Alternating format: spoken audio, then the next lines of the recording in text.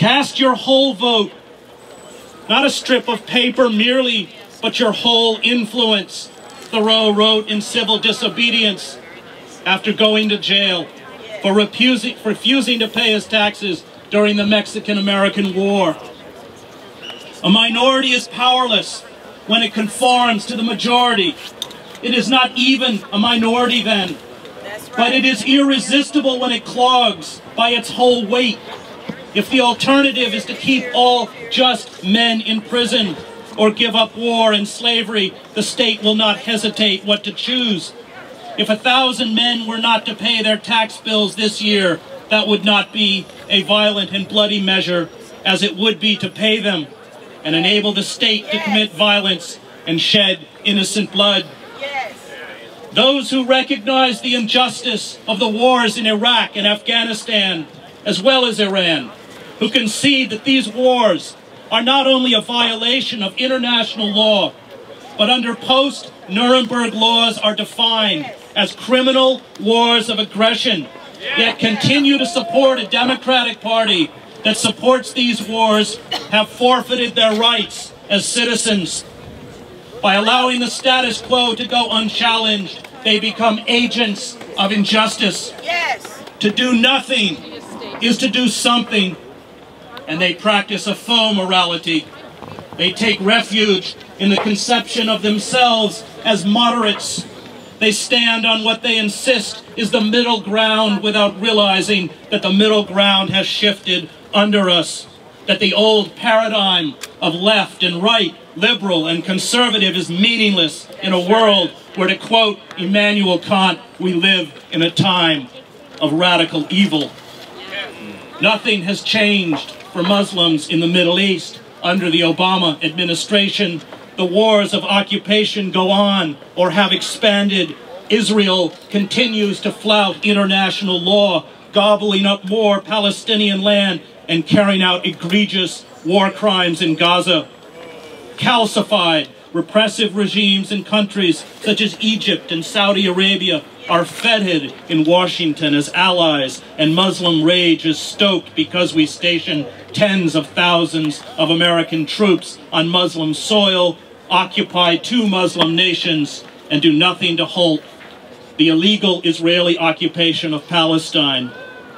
The Muslim world fears correctly that we intend to dominate Middle East oil supplies and any Caspian Sea oil infrastructure, and it does not want our protestations of goodwill, but they want the elemental right of justice and freedom from foreign occupation, and we would react should the situation be reversed no differently. The brutal reality of expanding foreign occupation and the harsher and harsher forms of control are the real tinder of Islamic fundamentalism, insurgencies, and terrorism. We can try and blame the violence on the clash of civilizations. We can naively tell ourselves that we are envied for our freedoms. We can point to the Quran.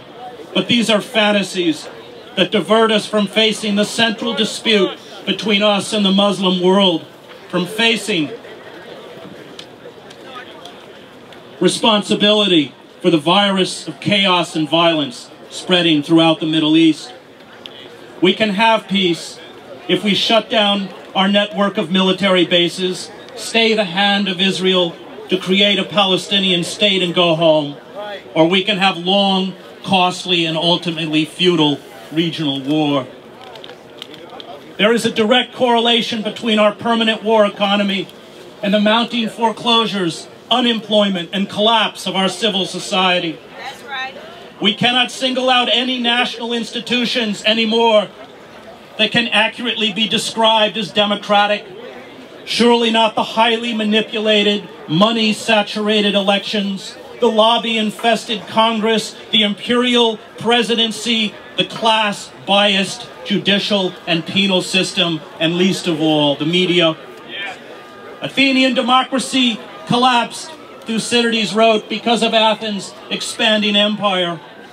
Athens became a tyrant abroad, and then a tyrant at home.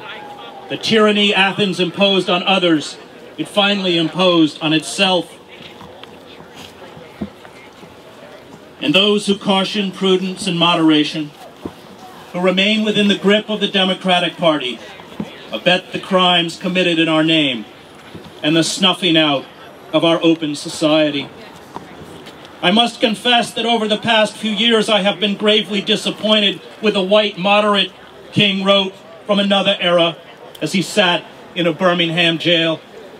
I have almost reached the regrettable conclusion that the Negro's great stumbling block in his strive toward freedom is not the white citizen's counselor or the Ku Klux Klanner, but the white moderate, who is more devoted to order than to justice, who prefers a negative peace, which is the absence of tension, to a positive peace, which is the presence of justice, who constantly says, I agree with you in the goal you seek, but I cannot agree with your methods of direct action, who paternalistically believes he can set the timetable for another man's freedom, who lives by a mythical concept of time, and who constantly advises the Negro to wait for a more convenient season. Shallow understanding from people of goodwill is more frustrating than absolute misunderstanding from people of ill will. Lukewarm acceptance is much more bewildering than outright rejection.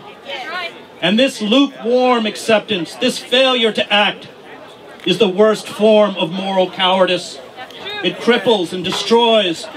When Dante enters the city of woes in the Inferno, he hears the cries of those whose lives earned neither honor nor bad fame, those rejected by heaven and hell, those who dedicated their lives solely to the pursuit of happiness.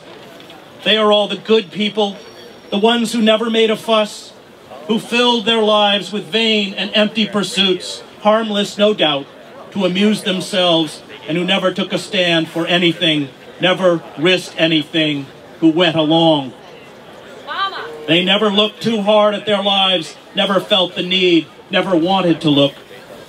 The philosopher Theodor Adorno wrote that this exclusive preoccupation with personal concerns and indifference to the suffering of others beyond the self-identified group is what made fascism and finally the Holocaust possible.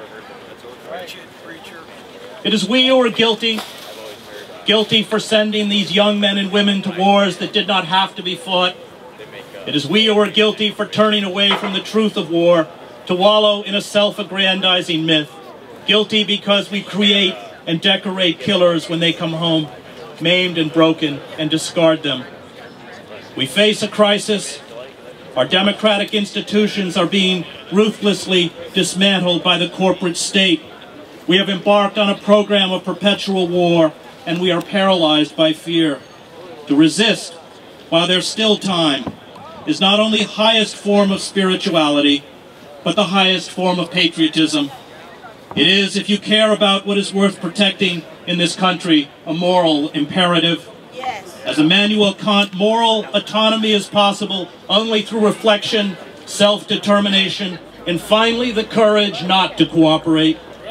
There are hundreds of thousands who have died in the wars in Iraq and Afghanistan, and the number would be dwarfed by a war with Iran. Not a lot is being asked of us. Compare our potential sacrifices with what is being inflicted on and demanded of those trapped in the cauldrons of violence in Iraq, Afghanistan, and soon perhaps Iran. Courage, as Aristotle wrote, is the highest of human virtues, because without it, we are unlikely to practice any other virtue. And once we find courage, the courage not to cooperate with these systems of power, we find freedom.